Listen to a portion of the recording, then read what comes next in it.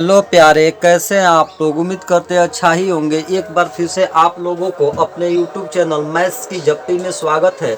हम लोग पढ़ रहे थे परसेंटेज, तो अब हम लोग पढ़ने वाले हैं परसेंटेज में ऐसा प्रश्न जो वेन डायग्राम पर आधारित हो और वो भी जो है सारा का सारा फेल पर आधारित हो। इसके पहले हमने आपको वेन डायग्राम पर पास का क्वेश्चन कराया था और आज जो है हम आप लोगों को वेन डायग्राम पर आधारित ऐसा प्रश्न बनाएंगे जो है फेल पर आधारित होगा।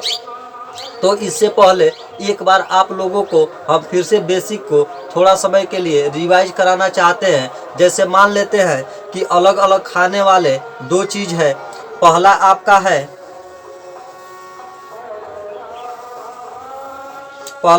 है बर्गर और दूसरा चीज़ जो खाने वाला है वह आपका है चाउमीन।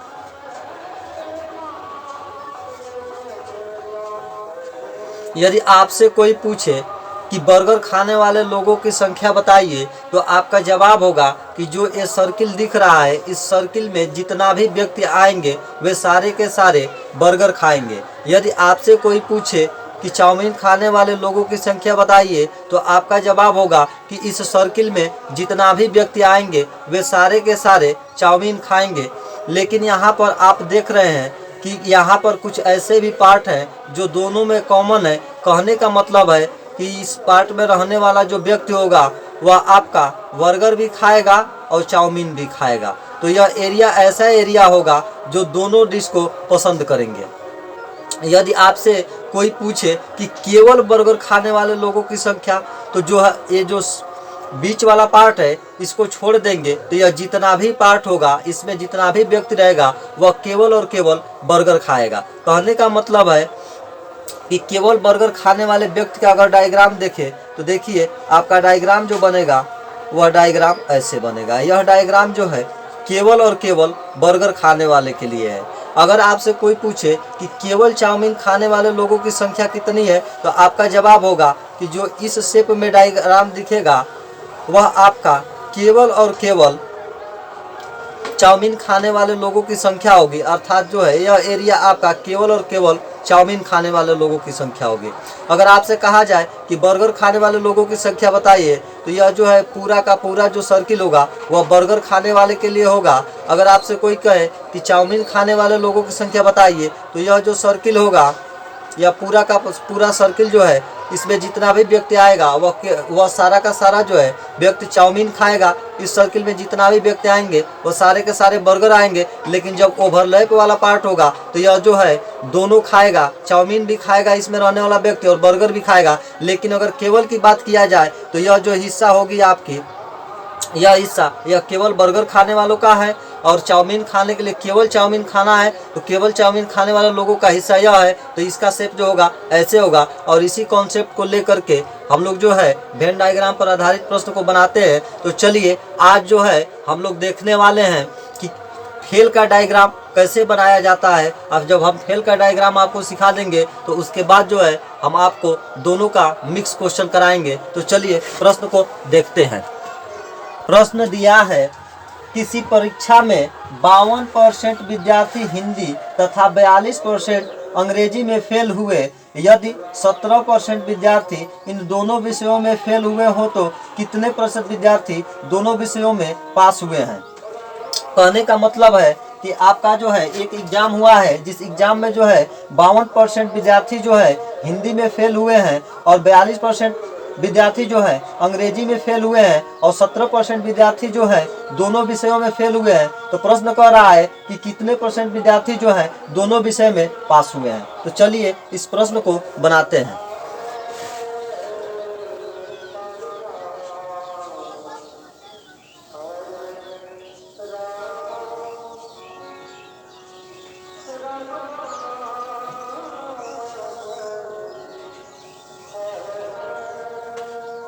मान लेते हैं कि उस परीक्षा में 100% जो है स्टूडेंट भाग लेते हैं,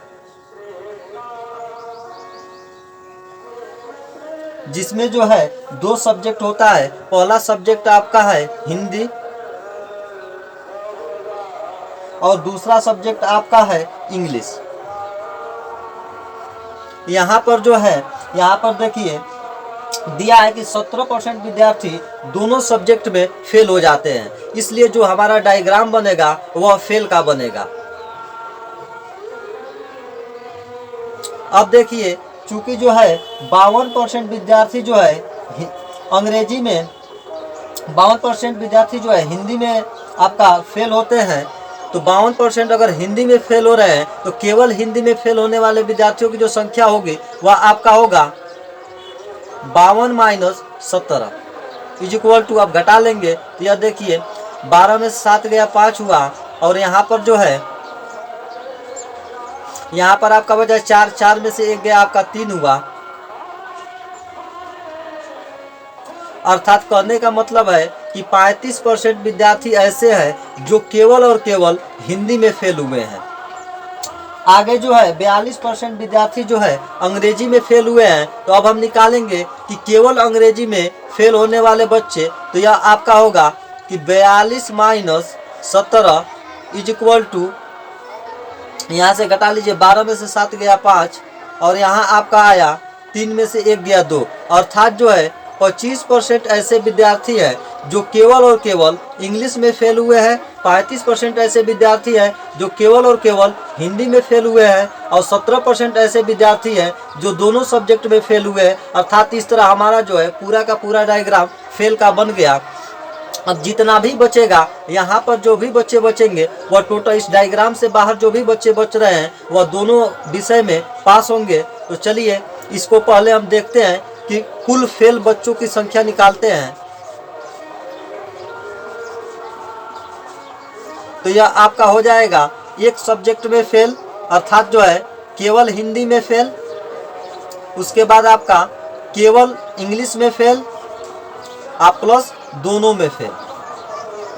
यह जो संख्या होगी यह जो है कुल फेलों की संख्या होगी, मतलब ऐसे स्टूडेंट जो किसी न किसी सब्जेक्ट में या फिर दोनों सब्जेक्ट में फेल हुए हों। तो 5 5 10 10 17 को 7 कैरी 1 और 3 2 5 1 6 1 7, अर्थात जो है 77% ऐसे स्टूडेंट हैं जो फेल हुए हैं, चाहे वह एक सब्जेक्ट में फेल हुए हों चाहे दोनों सब्जेक्ट में फेल हुए हों।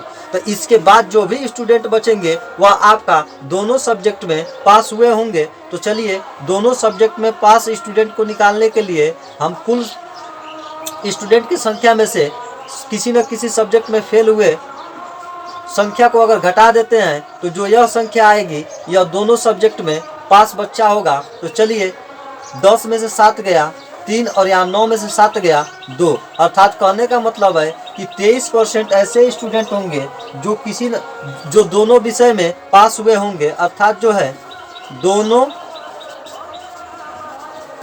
विषयों में पास स्टूडेंट जो होंगे वह आपका 23% होंगे, और यही आपका आंसर होगा। एक एग्जाम्पल से स्पष्ट नहीं हुआ तो चलिए एक और एग्जाम्पल को देखते हैं। प्रश्न दिया है, किसी परीक्षा में कुल विद्यार्थियों के 35% विद्यार्थी हिंदी में, 45% विद्यार्थी अंग्रेजी में और 20% इन दोनों विषय में फेल हुए हों, तो उन विद्यार्थियों जो दोनों विषय में पास हुए हैं की प्रतिशतता है।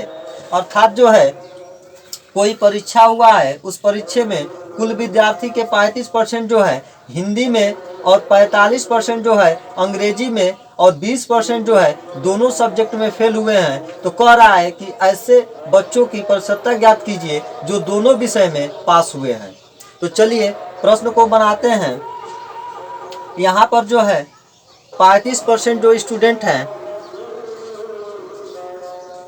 यह आपका जो है हिंदी में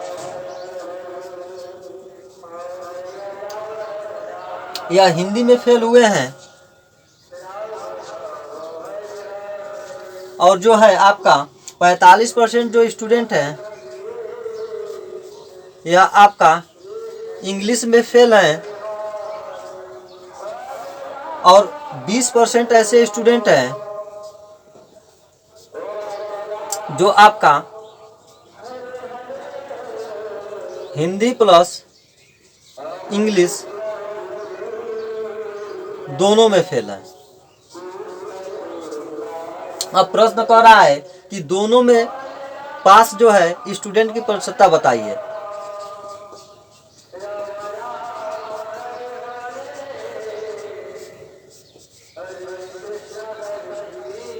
हमें ऐसे स्टूडेंट को ज्ञात करना है जो दोनों सब्जेक्ट में पास हुए हों। तो चलिए डायग्राम बनाते हैं, या आपका मान लेते हैं कि जो है टोटल बच्चों की जो संख्या है वह आपका 100% है। यहाँ पर जो है एक सब्जेक्ट आपका हिंदी हो गया, दूसरा सब्जेक्ट आपका इंग्लिश हो गया, और यहाँ पर देखिए दोनों में फेल दिया है 20%। तो आपका डायग्राम भी जो बनेगा वह फेल का ही बनेगा। तो यहाँ पर देखिए 35% हिंदी में फेल हुए हैं, तो केवल हिंदी में फेल निकालेंगे तो वह आपका हो जाएगा 35 माइनस 20, अर्थात जो है 15% ऐसे स्टूडेंट होंगे जो केवल और केवल हिंदी में फेल हुए होंगे। आगे देखिए, आगे दिया है कि जो है 45% स्टूडेंट इंग्लिश में फेल हुए हैं। तो अब हम निकालेंगे कि केवल इंग्लिश में फेल,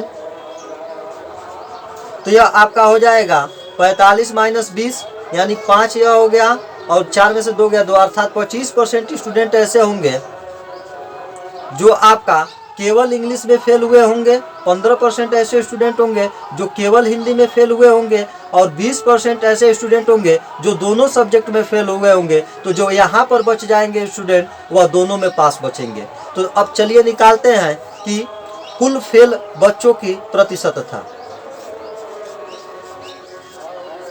कुल फेल बच्चों की प्रतिशतता अगर निकालेंगे तो केवल हिंदी में फेल प्लस केवल इंग्लिश में फेल प्लस दोनों में फेल,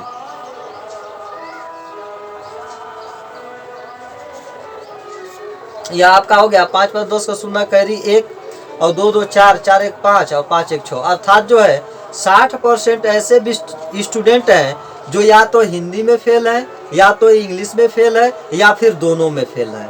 तो जो अब बच जाएंगे 100 में से वह आपके स्टूडेंट ऐसे होंगे जो दोनों के दोनों सब्जेक्ट में पास हुए होंगे। इसलिए दोनों सब्जेक्ट में पास आपके जो स्टूडेंट होंगे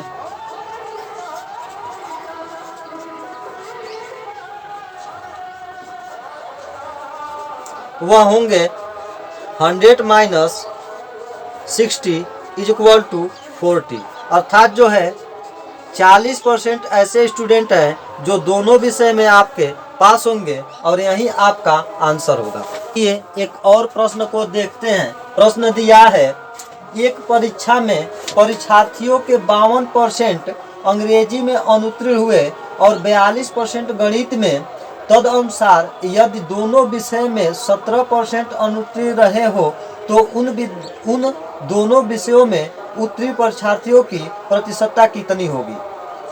कहने का मतलब है कि कोई एग्जाम हुआ है और इस एग्जाम में परीक्षार्थियों के 52% जो है अंग्रेजी में फेल हो गए हैं, 42% गणित में फेल हो गए हैं, और 17% दोनों सब्जेक्ट में फेल हो गए हैं। तो प्रश्न कह रहा है कि ऐसे परीक्षार्थियों की संख्या ज्ञात कीजिए जो दोनों विषय में पास हुए हों।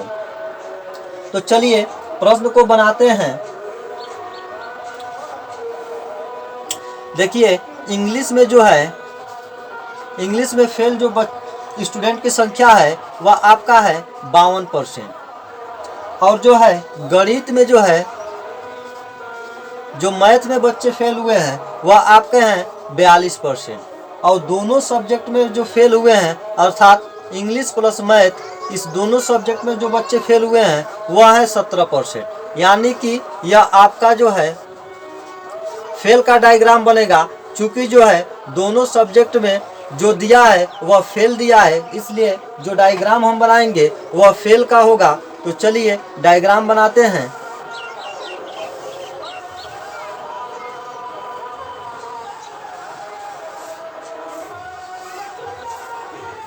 यहाँ पर सब्जेक्ट एक हो गया इंग्लिश, दूसरा आपका सब्जेक्ट हो गया मैथ, और यहाँ पर देखिए दोनों में जो कॉमन है वह 17% है, और ये भी आपका 17% जो स्टूडेंट है वह फेल के हैं, इसलिए जो यह डायग्राम बनेगा वह फेल का बनेगा। हम मान लेते हैं कि परीक्षा में 100% स्टूडेंट जो है भाग लिए थे। इसमें देखिए 52% इंग्लिश में फेल हुए हैं। तो अब हम निकालेंगे कि केवल इंग्लिश में फेल, तो यह आपका हो जाएगा 52 माइनस 17, यह आपका होगा 12 में से 7 गया 5 और 4 में से आपका 1 गया, हो गया 3, अर्थात 35% ऐसे स्टूडेंट है जो केवल और केवल इंग्लिश में फेल हुए हैं। अब जो है यहाँ देखिए 42% स्टूडेंट जो है मैथ में फेल हुए हैं, इसलिए हम निकालेंगे कि केवल मैथ में फेल, तो यह आपका होगा 42 माइनस 17, यहाँ पे 12 में से 7 गया 5 और यहाँ 3 में से 1 गया 2, अर्थात कहने का मतलब है कि 25% ऐसे स्टूडेंट हैं जो केवल और केवल मैथ में फेल हुए हैं, 35% ऐसे स्टूडेंट हैं जो केवल और केवल इंग्लिश में फेल हुए हैं और 17% ऐसे स्टूडेंट हैं जो दोनों विषय में फेल हुए हैं। इस तरह आपका जो डायग्राम बना वह टोटल का टोटल फेल का डायग्राम बना। अब यहाँ पर जो बच्चे बचेंगे वह दोनों विषय में पास होंगे। अब हम निकालेंगे कि कुल फेल कितने बच्चे हुए परसेंटेज में। तो यहाँ पर देखिए 35 प्लस 17 प्लस 25, यह आपका हो गया 5 5 10 10 और 7 17 के साथ कैरी 1 और 3 2 5 1 6 1 7, अर्थात जो है 77% ऐसे स्टूडेंट हैं जो किसी न किसी सब्जेक्ट में या तो एक सब्जेक्ट में फेल हुए हैं या फिर दोनों सब्जेक्ट में फेल हुए हैं। तो 77% जब जो है दोनों या फिर एक में फेल हुए तो कुल संख्या आपका है 100%। तो 100% में से इसको अगर घटा लेते हैं तो जो भी संख्या आएगी वह दोनों सब्जेक्ट में पास बच्चों की प्रतिशतता आएगी। तो चलिए दोनों बच्चों में पास बच्चों की प्रतिशतता अगर निकाल लेंगे तो चलिए इसको घटा लेते हैं। 100 माइनस 77, तो यहाँ से घटाइए 10 में से 7 गया 3 और 9 में से आपका 7 गया 2, अर्थात कहने का मतलब है कि 23% ऐसे स्टूडेंट होंगे जो इस परीक्षा में दोनों सब्जेक्ट में पास हुए होंगे और यही आपका आंसर होगा। चलिए एक और प्रश्न को देखते हैं और इसी प्रश्न के साथ जो है हम फेल वाला डायग्राम आपको सारा करा दिए हैं और आप जो है प्रश्न बनाइएगा। अगर फेल से संबंधित कोई भी प्रश्न होगा हम आपसे वादा करते हैं कि यह आपका सवाल सॉल्व होगा। आप कभी इसको ऐसा नहीं होगा कि आप नहीं बना पाएँ यदि आप हमारे वीडियो को अच्छा से देखते हैं। तो चलिए प्रश्न को पढ़ते हैं। प्रश्न दिया है, एक परीक्षा में 19% विद्यार्थी गणित में और 10% विद्यार्थी अंग्रेजी में अनुत्तीर्ण होते हैं। यदि सारे विद्यार्थी में से 7% विद्यार्थी दोनों विषय में अनुत्तीर्ण होते हैं तो दोनों विषयों में उत्तीर्ण होने वाले विद्यार्थियों की संख्या प्रतिशत में ज्ञात कीजिए।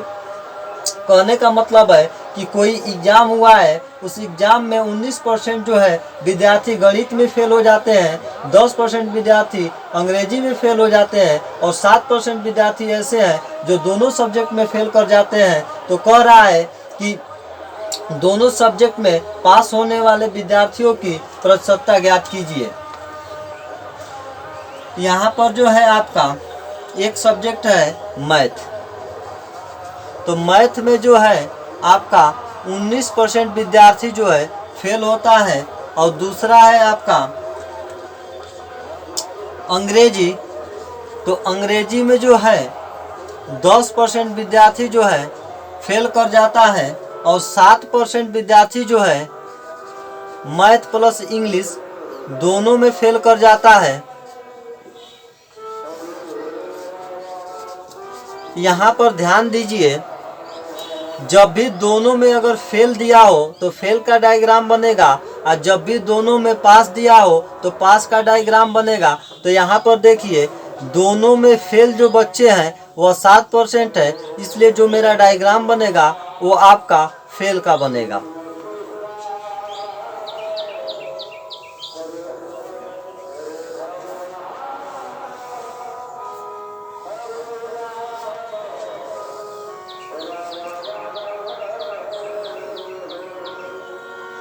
एक सब्जेक्ट है आपका मैथ और दूसरा सब्जेक्ट है आपका इंग्लिश।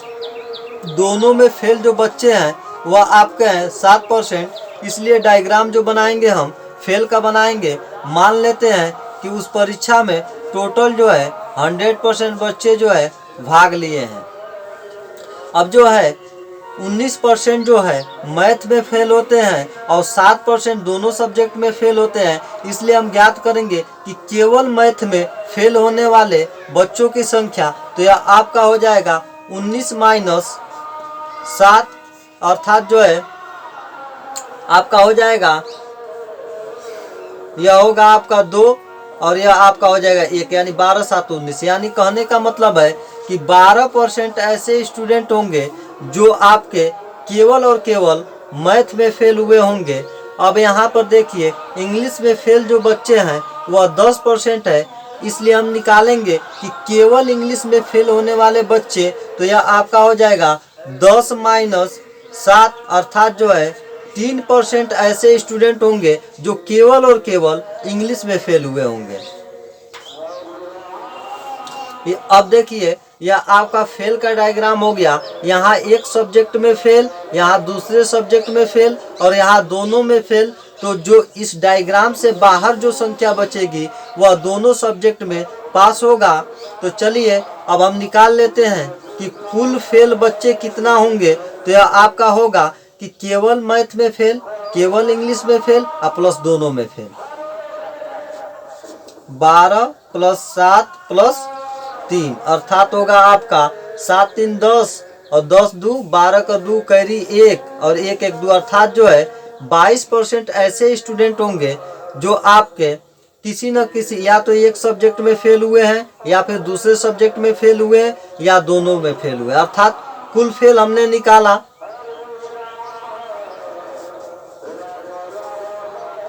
कुल फेल जो आया वह 22% आया। तो अब जो है हमको निकालना है कि दोनों सब्जेक्ट में कितने बच्चे पास हुए हैं।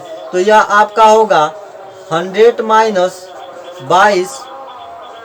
अब यहाँ घटा लीजिए, यह होगा आपका 8 और यहाँ हो गया 9, 9 में से 2 गया 7, अर्थात जो है 78% ऐसे स्टूडेंट होंगे जो इस परीक्षा में दोनों सब्जेक्ट में पास हुए होंगे और यही आपका जो है आंसर होगा।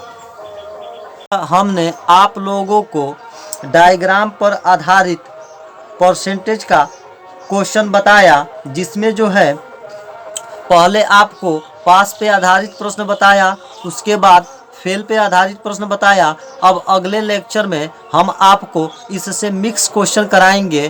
तो यदि आप लोगों को वीडियो अच्छा लग रहा है तो कृपया आप लोग चैनल को लाइक करें, सब्सक्राइब करें और शेयर करें। धन्यवाद।